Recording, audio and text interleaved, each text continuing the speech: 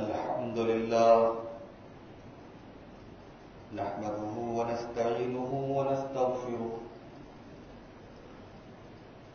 ونعوذ بالله من شرور أنفسنا ومن سيئات أعمالنا من يهده الله فلا مضل له ومن يضلل فلا هادي له وأشهد أن لا إله إلا الله وحده لا شريك له وأشهد أن محمدا عبده ورسوله يا أيها الذين آمنوا اتقوا الله حق تقاته ولا تموتن إلا وأنتم مسلمون يا أيها الناس اتقوا ربكم الذي خلقكم من نفس واحدة وخلق منها زوجها وبث منهما رجالا كثيرا ونساء واتقوا الله الذي تساءلون به والأرحام إن الله كان عليكم رقيبا يا أيها الذين آمنوا اتقوا الله وقولوا قولا سديدا يصلح لكم أعمالكم ويغفر لكم ذنوبكم ومن يطع الله ورسوله فقد فاز فوزا عظيما أما بعد فإن خير الحديث كتاب الله وخير الهدي هدي محمد صلى الله عليه وسلم وشر الأمور محدثاتها وكل محدثة بدعة وكل بدعة ضلالة وكل ضلالة في النار. أعوذ بالله من الشيطان الرجيم. بسم الله الرحمن الرحيم. ما يلفظ من قول إلا لديه رقيب عتيد. معزز حاضرین جمعہ، دینی و ملی بھائیوں،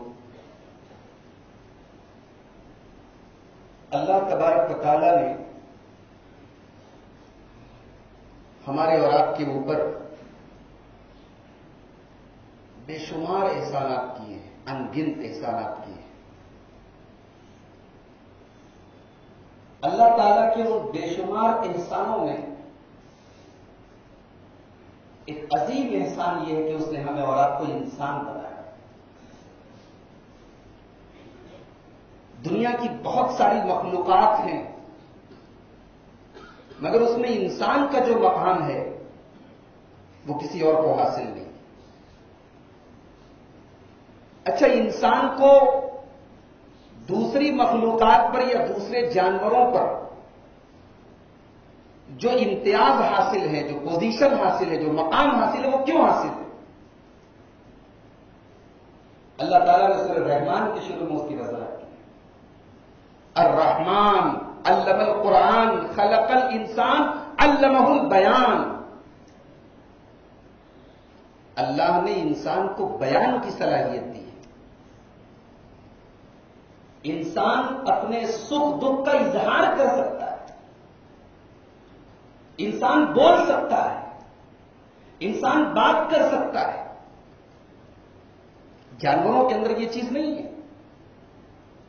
زبان تو جانوروں کے پاس بھی ہے، بولتے تو جانور بھی ہیں، مگر ان کے بولنے میں اور ہمارے بولنے میں بڑا فرق ہے۔ تو اللہ کہہ رہا ہے کہ ہم نے انسان کو بیان کی صلاحیت دی۔ اب ظاہر سی بات ہے کہ آدمی بولتا کہاں سے؟ زبان سے بولتا ہے۔ گویا ہمارے منہ کے اندر یہ جو 1.5 انچ کی زبان ہے، یہ دیکھنے میں بڑی معمولی سی چیز ہے، مگر اس کی ویلیو بہت زیادہ ہے۔ اسی زبان کے ذریعے ہمیں تمام مخلوقات پر اونچا مقام ملا ہے۔ اسی لیے اللہ تعالیٰ قرآن کریم کے 30ویں پارے میں سورہ بلد کے اندر فرماتا ہے، أَلَمْ نَجْعَلْ لَهُ عَيْنَيْنِ وَلِسَانًا وَشَفَتَيْنِ۔ اے انسان، کہ ہم نے تجھے 2 آنکھیں نہیں دی، اور تجھے زبان نہیں دی، اور تجھے 2 ہونٹ نہیں دی؟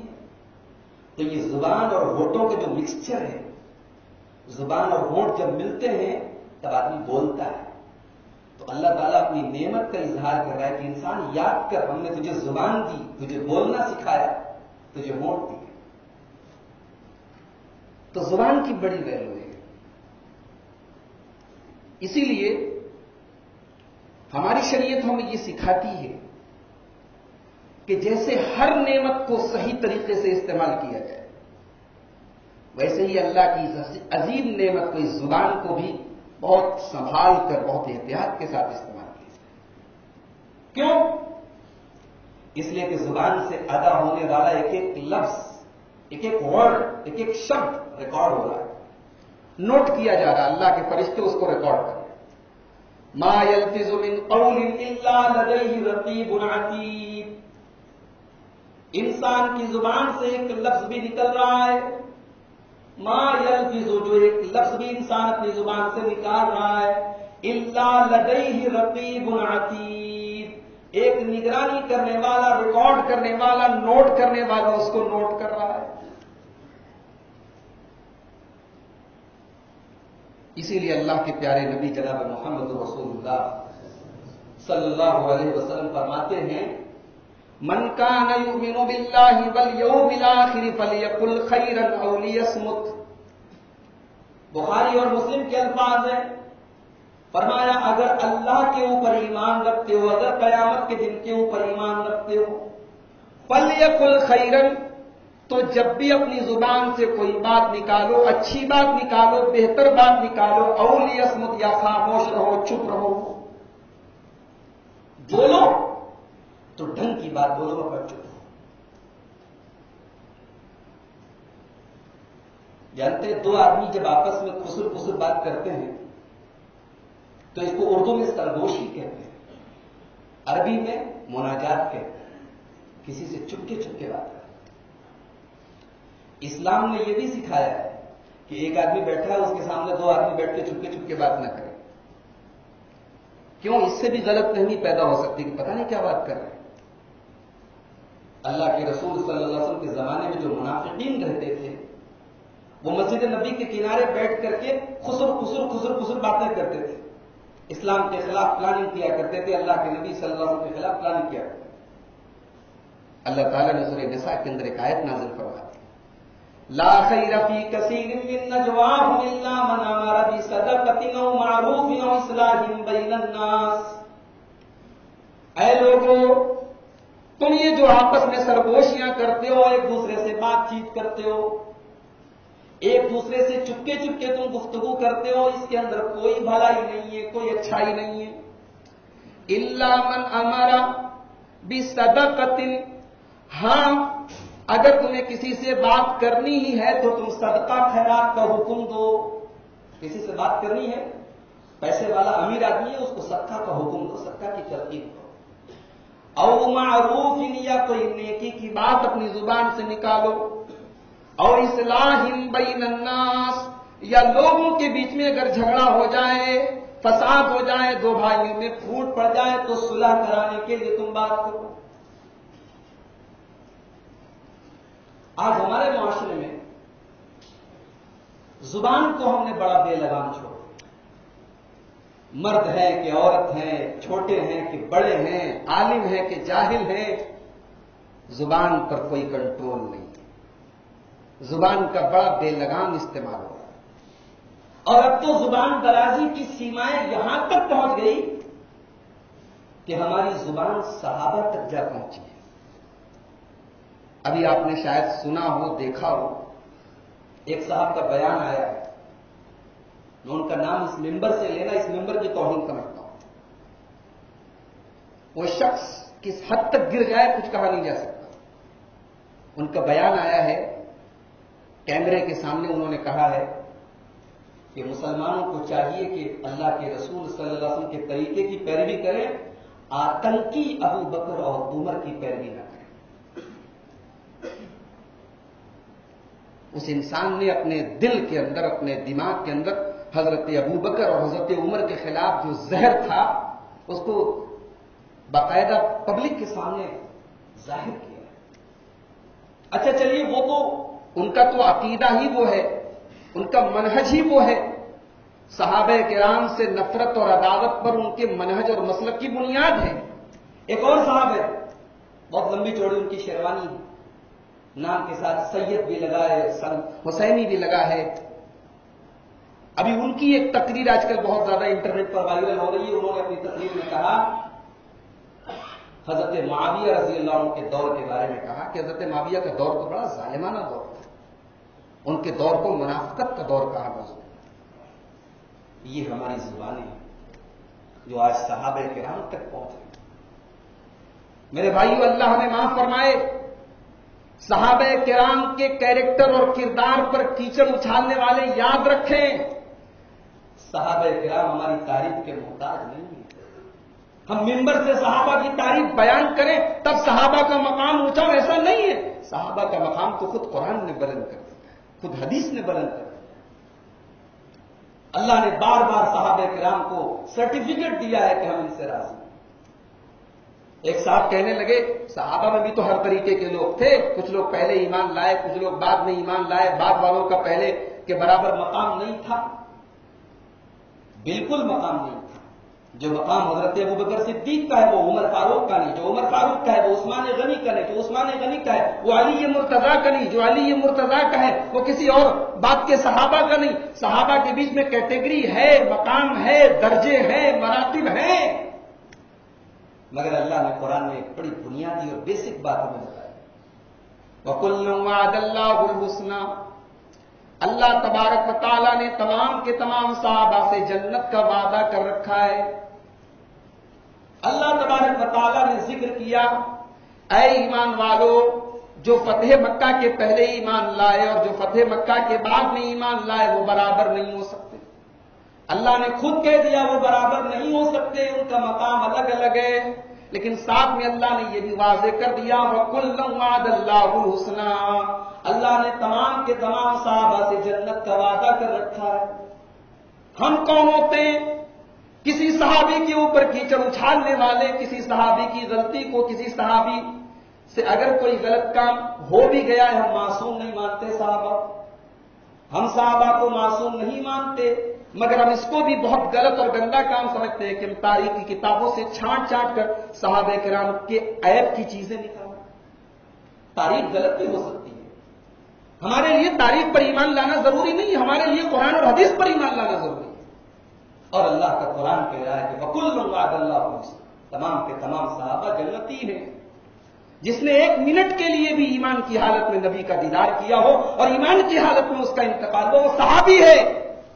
اور یاد رکھیں یہ ہمارا عقیدہ ہے، یہ ہمارا عقیدہ ہے کہ صحابہ کرام ایماندار ہیں.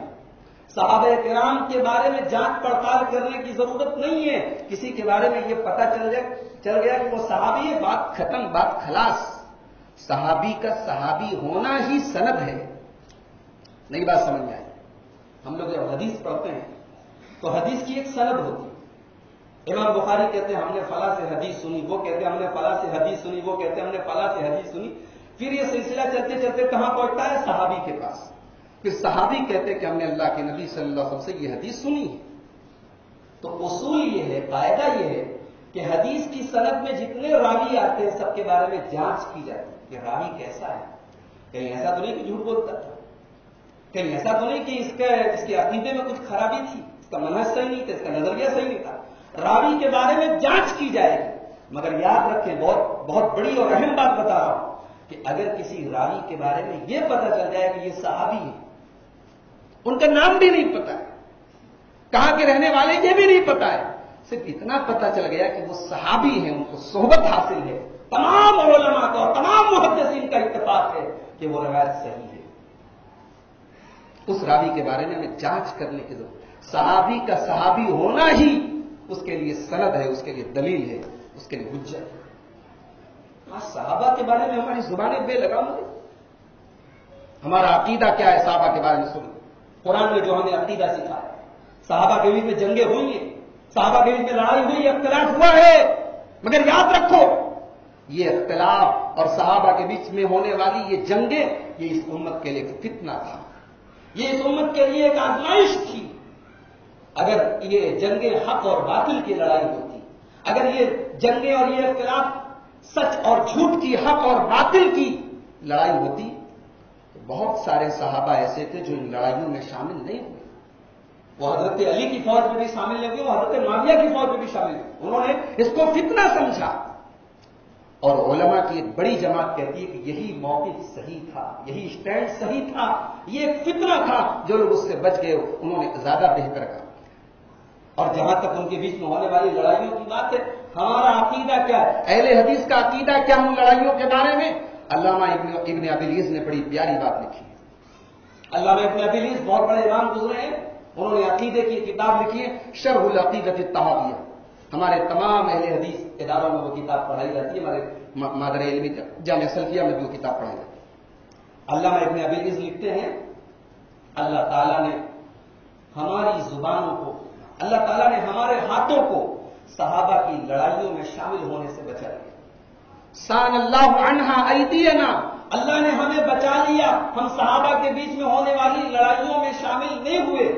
علامہ ابن ابی العز کہتے ہیں فنسأل اللہ ان یسون السنتنا عنہا، ہم اللہ سے دعا کرتے ہیں کہ اللہ ہماری زبانوں کو بھی ان لڑائیوں میں شامل ہونے سے بچا کرے. ہم بیٹھ کے فیصلہ کر رہے ہیں کہ علی حق پر تھے کہ معاویہ حق پر تھے، حضرت عائشہ حق پر تھی کہ حضرت طلحہ. ہم کون ہوتے ہیں فیصلہ کرنے والے؟ ہمیں اس بات کا حق نہیں ہے.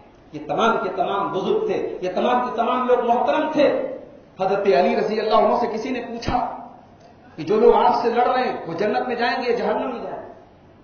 کہا وہ بھی جنت میں جائیں گے. ایسا کیسے ہو سکتا ہے کہ آپ کے ساتھی بھی جنت میں اور آپ کے سے لڑنے والے بھی جنت میں؟ کہا ہاں، ہم ہی وہ لوگ ہیں جن کے بارے میں قرآن کہتا ہے کہ جب وہ جنت میں جائیں گے تو جنت میں جانے کے بعد اللہ تبارک و تعالیٰ ان سے کہے گا کہ آج تمہارے دلوں میں ایک دوسرے کے لیے جو غل تھا، جو کینہ تھا، جو دشمنی تھی، آج نکال دی. آج وہ دشمنی، وہ نفرت، عداوت ہٹ گئی. یہ حضرت علی کا اسٹینڈ تھا حضرت معاویہ اور ان کی جماعت کے بارے. آج لوگ گالیاں دے رہے ہیں. میں نے اپنی آنکھوں سے دیکھا، آنکھوں میں آنسو آ جاتے. حضرت معاویہ کے بارے میں ایسی سی باتیں آج انٹرنیٹ پر، فیس بک پر، واٹس ایپ پر پھیلائی جاتی اور کہی جاتی. اللہ کے واسطے اپنی زبانوں کو لگام دیں. تمام کے تمام صحابہ کرام کے بارے میں ہمارا موقف کیا ہونا چاہیے؟ قرآن کی ایک آیت میں اللہ نے بتا دیا والذین جاءوا من بعدهم یقولون ربنا اغفر لنا ولإخواننا الذین سبقونا بالایمان ولا تجعل في قلوبنا غلا للذین آمنوا. اللہ نے صحابہ کا ذکر کرنے کے بعد فوراً کہا سورہ حشر کے اندر کہ بعد میں جو لوگ آئے، بعد میں آنے والے لوگ اپنے رب سے دعا کرتے ہیں اللہ تو ہمیں بخش دے، اے اللہ تو ہمیں بخش دے. وَلِإِخْوَانِنَا الَّذِينَ سَبَقُونَا بِالْإِيمَانِ، اور ہمارے ان بھائیوں کو بخش دے جو ہم سے پہلے ایمان لائے. وَلَا تَجْعَلْ فِي قُلُوبِنَا غِلًّا لِّلَّذِينَ آمَنُوا، اور اے اللہ تو ان ایمان والوں کے بارے میں، ان صحابہ کرام کے بارے میں ہمارے دل کے اندر کوئی کینہ نہ رکھنا. آپ گالی کی بات کرتے ہیں، آپ لعنت کی بات کرتے ہیں، صحابہ کے بارے میں دل میں کینہ رکھنا یہ ایمان کے خلاف ہے، یہ ایمان کے تقاضے کے خلاف ہے. ایمان سے نکالنے والی چیز ہے. اہل بیت سے محبت کا قطعاً یہ مطلب نہیں کہ صحابہ کو برا لگے. اہل بیت سے محبت کا قطعاً یہ مطلب نہیں کہ حضرت ابوبکر، حضرت عمر، حضرت عثمان کے بارے میں بدگمانی پھیلائی جائے. تو میرے بھائیوں یہ زبان ہے، یہ بڑی خطرناک چیز ہے زبان. اس کو لگام دو، اس کو لگام دو، اس زبان کو بے لگام مت چھوڑو. اللہ کے پیارے نبی صلی اللہ علیہ وسلم نے حضرت معاذ بن جبل کو ایک مرتبہ بڑی اہم باتیں بتائی، نماز کے بارے میں بتایا، روزہ کے بارے میں بتایا، جہاد کے بارے میں بتایا. اس کے بعد اللہ کے نبی نے فرمایا اولا ادلک علی ملاک ھذا کلہ، اے معاذ میں نے جتنی بات بتائی ہے سب کا خلاصہ بتا دوں؟ تاکہ ہاں اللہ کے رسول بتا دیجیے. آپ نے اپنی زبان کی طرف اشارہ کر کے فرمایا کف علیک ھذا، اس کو کنٹرول کرو، اس کو قابو میں رکھو. حضرت معاذ کہنے لگے وَإِنَّا لَمُؤَاخَذُونَ بِمَا نَتَكَلَّمُ بِهِ، اے اللہ کے رسول کیا ہم جو زبان سے باتیں بولتے ہیں کیا اس پر بھی اللہ تعالیٰ کی ہماری پکڑ ہوگی؟ کیا زبان سے نکلنے والے جملوں پر بھی اللہ پکڑ کرے گا؟ فرمایا سکیلت کا امک یا معاذ، اے معاذ تیرا ستیہ ناش ہو جائے، میں تو تجھے بڑا سمجھدار آدمی سمجھتا تھا، تو نے کیسی بات کہہ دی۔ اے معاذ وَهَلْ يَكُبُّ النَّاسَ عَلَىٰ وُجُوهِهِمْ أَوْ عَلَىٰ مَنَاخِرِهِمْ إِلَّا حَصَائِدُ أَلْسِنَتِهِمْ۔ اے معاذ قیامت کے دن لوگ اپنے چہروں کے بل اور اپنی ناک کے بل گھسیٹ کر جہنم میں اسی زبان کی وجہ سے ڈالے جائیں گے، اسی زبان سے نکلنے والے جملوں کی وجہ سے ڈالے جائیں گے۔ زبان سے نکلنے والا ایک لفظ کبھی کبھی آدمی کو جنتی بنا دیتا ہے۔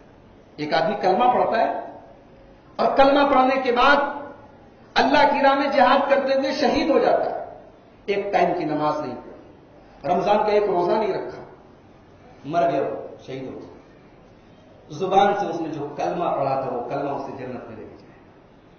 اس کے کھاتے میں ایک ٹائم کی نماز نہیں ہے، ایک وقت کا روزہ نہیں ہے، لیکن زبان سے نکلنے والا ایک کلمہ اسے جنت میں لے کے جائے۔ اور ایک آدمی زندگی بھر ایمان پر رہا، زندگی بھر نمازی رہا، عمرہ کیا، حج کیا، زکات دیتا رہا، سب کے خیرات کرتا رہا، مسجدیں بنواتا رہا، غریبوں کی مدد کرتا رہا، مرنے کے پہلے زبان سے کوئی کفریہ کلمہ نکال کے چلا، کوئی کفریہ بات نکال کے چلا، اور اسی کفریہ بات کے اوپر اس کا خاتمہ ہو۔ ایک جملہ، ایک لفظ، ایک بات انسان کو جہنم میں لے کے جائے۔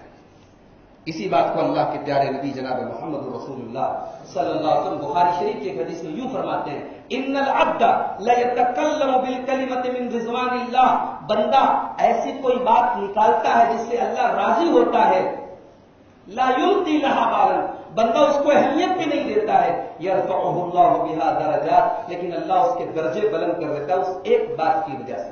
وَإِنَّ الْعَبْدَ لَيَتَكَلَّمُ بِالْكَلِمَةِ مِنْ سَخَطِ اللَّهِ، اور کبھی کبھی بندہ اپنی زبان سے ایسی بات نکالتا ہے جس سے اللہ ناراض ہوتا ہے، لا یلقی لها بالا، بندہ سوچتا بھی نہیں کہ میں اتنی خطرناک بات کر رہا ہوں، یہدی بها فی جہنم، اور اس کی وجہ سے آدمی جہنم میں چلا جائے۔ ایک بات بتاؤں، شیطان ہمیں لڑانے کے لیے سب سے زیادہ اگر کسی چیز کا استعمال کرتا ہے تو زبان کا کرتا ہے۔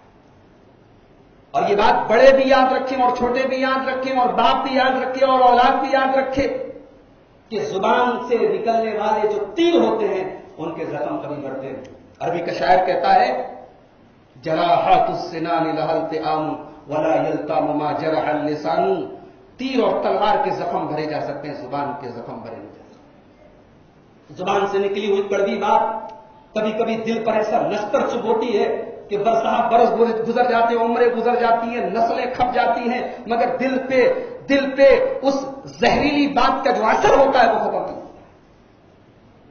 زبان کا استعمال شیطان ہمیں لڑانے کے لیے کرتا ہے، اسی لیے اللہ تعالیٰ قرآن کریم کے 15ویں پارے میں کہتا ہے، وَقُلْ لِعِبَادِي يَقُولُوا الَّتِي هِيَ أَحْسَنُ، اے نبی میرے بندوں سے کہہ دو جب بھی بات کرے تو اچھی بات کرے، ان الشیطان ینزغ بینہم، شیطان زبان ہی کے ذریعے ان کے بیچ میں دشمنیاں پیدا کرتا ہے، ان الشیطان کان للانسان عدوا مبینا، شیطان تمہارا کھلا ہوا دشمن ہے۔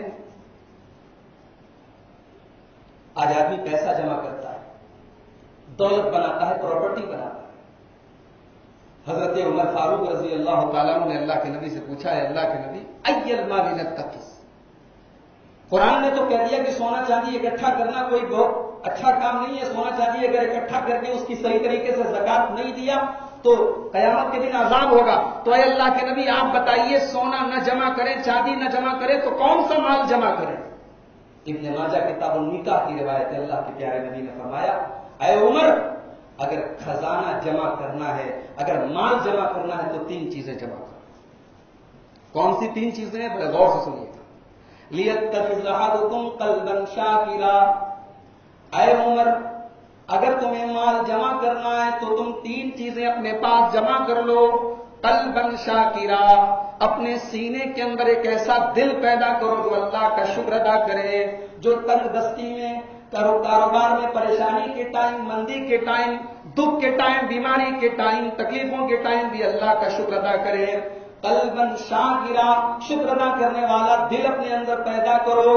ولسانا ذاکرا، اور اے عمر دوسری چیز جو تمہیں اپنے گھر میں اکٹھا کرنی ہے، اپنے پاس مال سب سے قیمتی مال کے طور پر اکٹھا کرنی ہے، ولسانا ذاکرا، اللہ کو یاد کرنے والی زبان اپنے منہ کے اندر پیدا کرو, زبان سے اللہ کا ذکر ہو, ایسی زبان پیدا کرو. اور تیسری چیز وَزَوْجَةً مُؤْمِنَةً تُعِينُ الرَّجُلَ عَلَىٰ أَمْرِ الْآخِرَةِ, اور ایسی ایمان والی عورت اپنے گھر میں لاؤ جو نیکی کے کاموں میں تمہاری مدد کرے.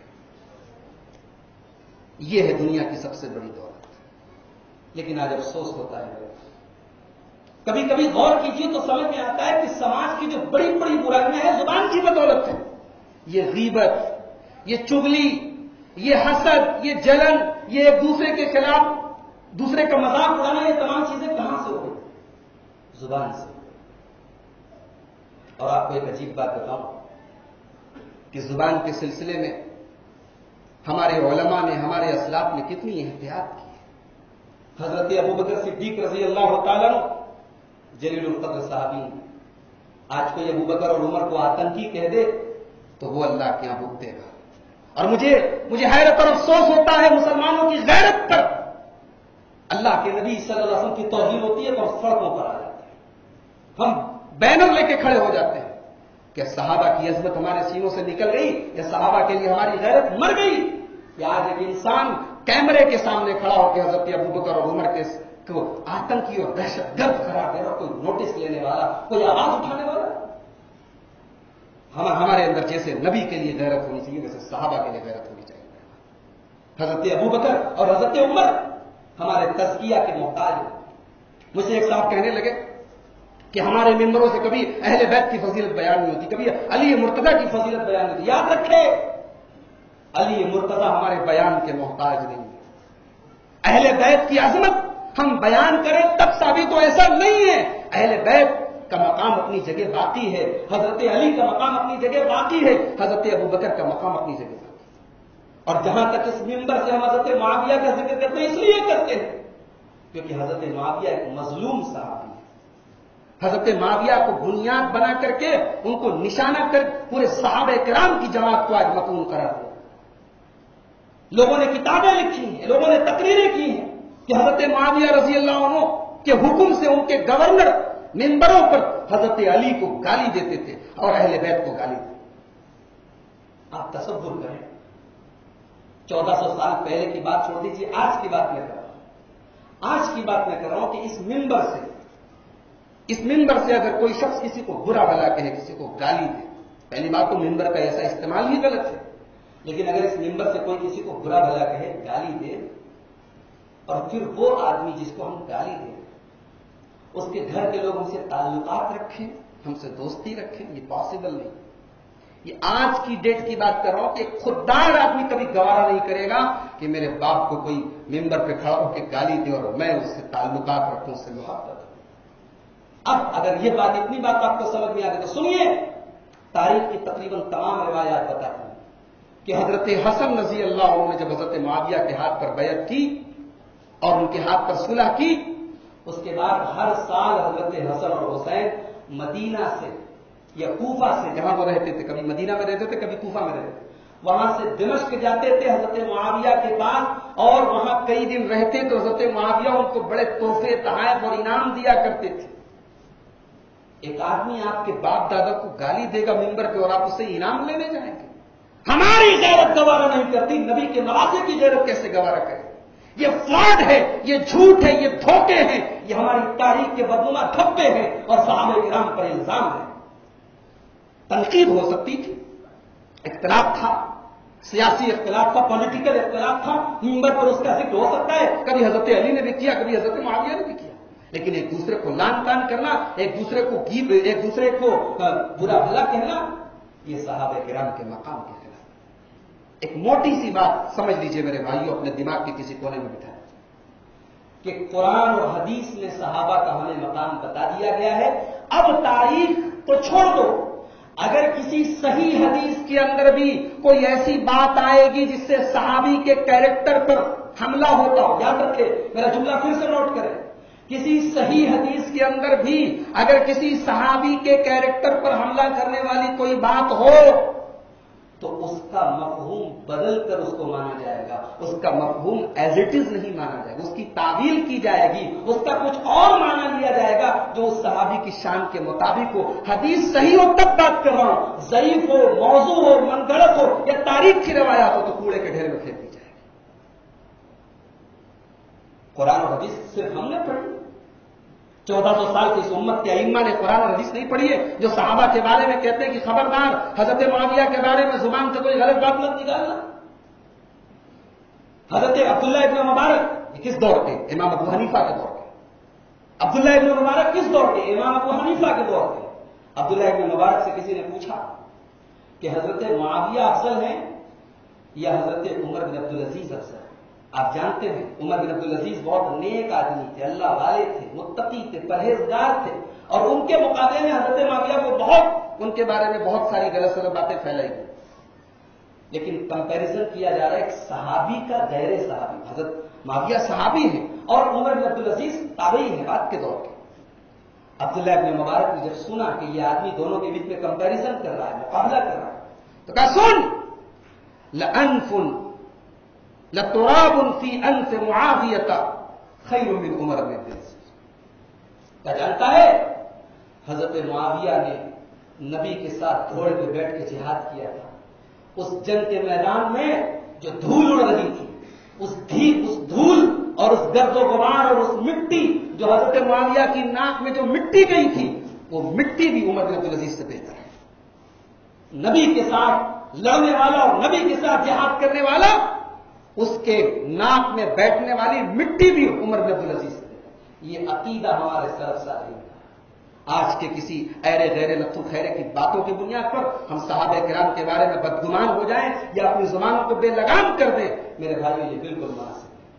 اللہ کے واسطے اپنی زبانوں کی حفاظت کریں، اپنی زبانوں کو غیبت سے بچائیں، چغلی سے بچائیں، اپنی زبان کو سوچ سمجھ کر استعمال کریں. اللہ تعالیٰ سے دعا ہے رب العالمین ہمیں اور آپ کو اپنی زبان کی حفاظت کی توفیق عطا فرمائے. رب العالمین ہمیں صحابہ کرام کے بارے میں، خاص طور سے صحابہ کرام کے بارے میں ہمیں اپنی زبانوں کا صحیح استعمال کرنے کی توفیق عطا فرمائے. اے اللہ ہم تجھ سے دعا کرتے تو اپنے تمام نبی کے تمام صحابہ پر، تمام اہل بیت پر تو اپنی رحمتیں نازل فرما. اے اللہ تو جانتا ہے ہم تیرے نبی سے، تیرے نبی کے تمام چہتوں سے ہمیں علی رضی اللہ عنہ سے محبت ہے اس لیے کیونکہ نبی نے حکم دیا ان سے محبت کرنے کا، اور ہمیں حضرت معاویہ سے محبت ہے تو اس لیے کیونکہ نبی نے حکم دیا اپنے صحابہ سے محبت کرنے کا. اے اللہ تیرے نبی کے کہنے پر، تیرے نبی کے حکم پر ہم تیرے نبی کے تمام صحابہ سے، تمام اہل بیت سے محبت کرتے ہیں اور اسی محبت پر مرتے دم تک ہمیں رہنے کی توفیق عطا فرما. اے اللہ ہمیں تو اہل بیت کی محبت کے بارے میں جو لوگ غلو کرتے ہیں، جو لوگ حد سے آگے نکلتے ہیں اور اہل بیت کی محبت کے نام پر صحابہ کو لعن طعن کرتے ہیں، اے اللہ ان کے منہج سے، ان کے مسلک سے، ان کے نظریے سے ہمیں دور رہنے کی توفیق عطا فرما. اے اللہ صحابہ کرام پر تبرہ کرنے والوں اور صحابہ کرام کے بارے میں بدزبانی کرنے والوں کو صحیح سمجھ عطا فرما. اے اللہ تو ہمیں ہمارے جان و مال کی، ہماری عزت و آبرو کی حفاظت فرما. ہمیں سے جو لوگ بیمار ہیں سب کو شفا کامل عاجل عطا فرما. ہماری مسجدوں کی، ہمارے علماء کی، ہمارے دین کا کام کرنے والے تمام داعیوں کی اے اللہ تو حفاظت فرما. اے اللہ تو ہمیں امن اور سکون کی دولت نصیب فرما. ہمارے کاروبار میں روزی روٹی میں برکتیں نصیب فرما. جب تک دنیا میں زندہ رکھ اسلام پر زندہ رکھ اور خاتمہ ہمارا ایمان کر. الحمد للہ کفا وسلام علی عبادہ الذین اصطفى. اما بعد قال اللہ سبحانہ وتعالی اعوذ باللہ من الشیطان الرجیم بسم اللہ الرحمن الرحیم ان اللہ وملائکتہ یصلون علی النبی یا ایھا الذین آمنوا صلوا علیہ وسلموا تسلیما. اللهم صل على محمد وعلى آل محمد كما صليت على إبراهيم وعلى آل إبراهيم إنك حميد مجيد. اللهم بارك على محمد وعلى آل محمد كما باركت على إبراهيم وعلى آل إبراهيم إنك حميد مجيد. اللهم أعز الإسلام والمسلمين ودمر أعداء الدين برحمتك يا أرحم الراحمين. إن الله يأمر بالعدل والإحسان وإيتاء ذي القربى وينهى عن الفحشاء والمنكر والبغي يعظكم لعلكم تذكرون.